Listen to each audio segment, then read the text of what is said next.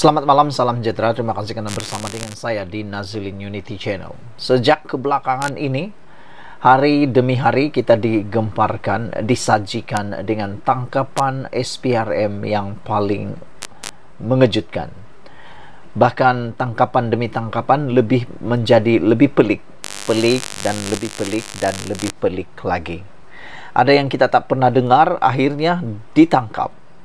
Mungkin inilah hebatnya Perdana Menteri kita yang terkini, yaitu Anwar Ibrahim, dalam menangani kes rasuah yang ada di Malaysia. Dalam banyak perkara, saya memang menyanjung tinggi Anwar Ibrahim dalam memerangi perang rasuah ini.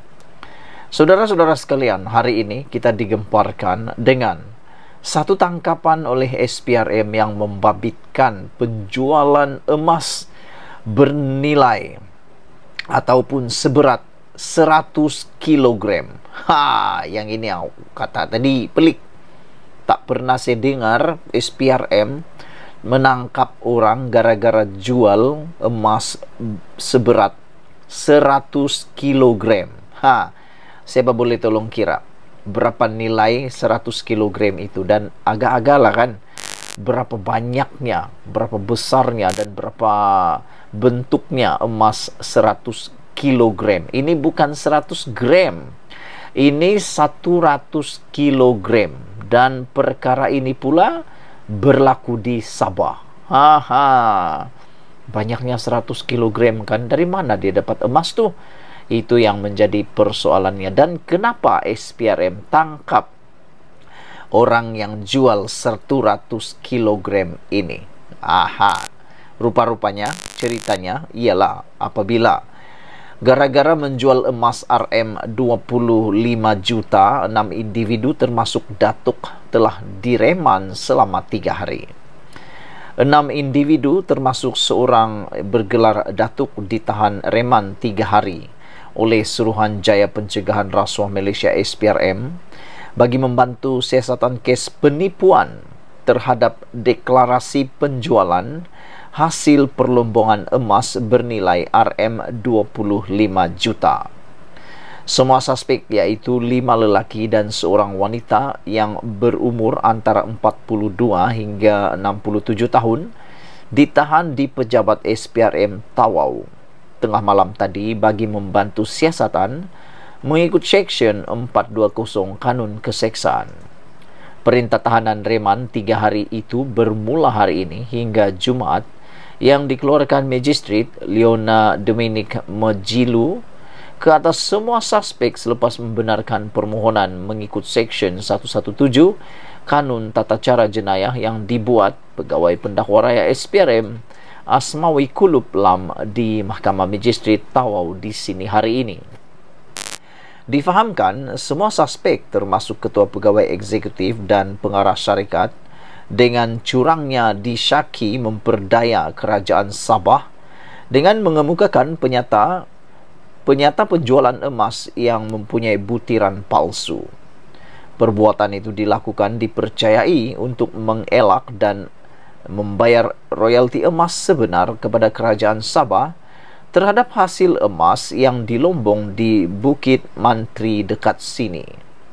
Difahamkan sebanyak 100 kilogram emas membabitkan nilai RM25 juta yang tidak dilaporkan penghasilannya dan sepatutnya menyumbang pembayaran royalti berjumlah RM1.25 juta kepada Kerajaan Sabah bagi tempoh bermula 2020 hingga 2022. Penipuan dibuat melalui pakatan membabitkan 2 syarikat yang mana semua suspek mempunyai kepentingan di dalamnya.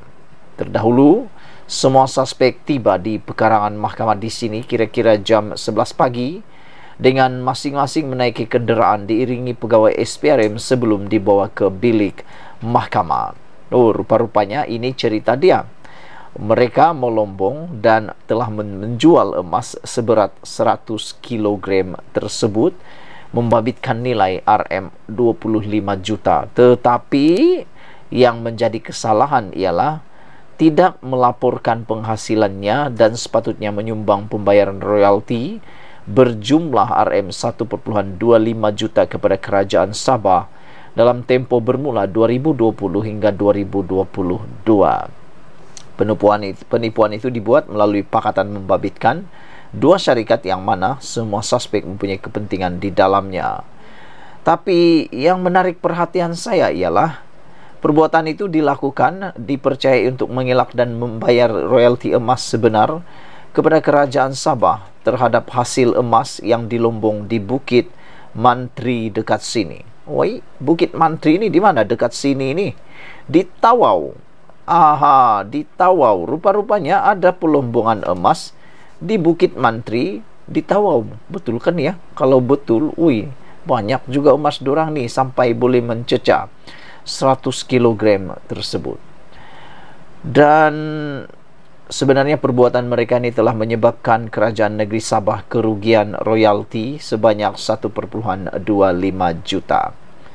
Apapun yang kita ceritakan pada malam ini, walaupun ianya menarik perhatian tentang emas dan sebagainya, isi utama kepada berita kali ini ialah betapa berfungsinya SPRM sekarang ini. Dan kita memang setuju dengan tindakan ini, yaitu mana-mana orang perseorangan ataupun syarikat yang cuba lari daripada membayar cukai atau hasil pendapatan kepada kerajaan negeri maupun kerajaan persekutuan perlulah dihadapkan ke mahkamah atau diambil tindakan. Hal ini kerana supaya adil, semua orang membayar cukai, termasuk kita semua membayar cukai, termasuk saya membayar cukai. Jadi kalau ada orang yang cuba-cuba untuk tidak membayar cukai, maka tidak adil perkara tersebut. Dan selain itu, uang sebanyak 1,25 juta yang sepatutnya dibayar kepada kerajaan negeri Sabah ini sebenarnya boleh digunakan untuk pembangunan negara ataupun pembangunan negeri Sabah. Tetapi oleh kerana ketamakan, ketamakan dan tidak mahu mengikuti undang-undang, maka mereka tidak melaporkan berapakah yang sebenarnya mereka telah miliki.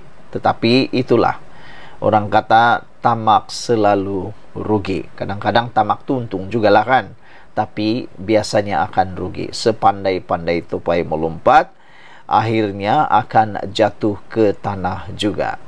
Jadi itulah dia saudara-saudara sekalian, sebelum kita berpisah, apa pendapat anda tentang SPRM, keaktifan dan progresif dinamiknya SPRM pada waktu ini? Adakah anda gembira? Adakah anda bangga? Bagi saya bangga dan saya kagum dengan tindakan SPRM, sehingga kan perkara-perkara pelik seperti ini pun mulat kita ketahui berlaku di seluruh Malaysia. Sekian dulu untuk kali ini. Jangan lupa tinggalkan komen anda, tekan butang subscribe. Kita jumpa lagi. Bye-bye.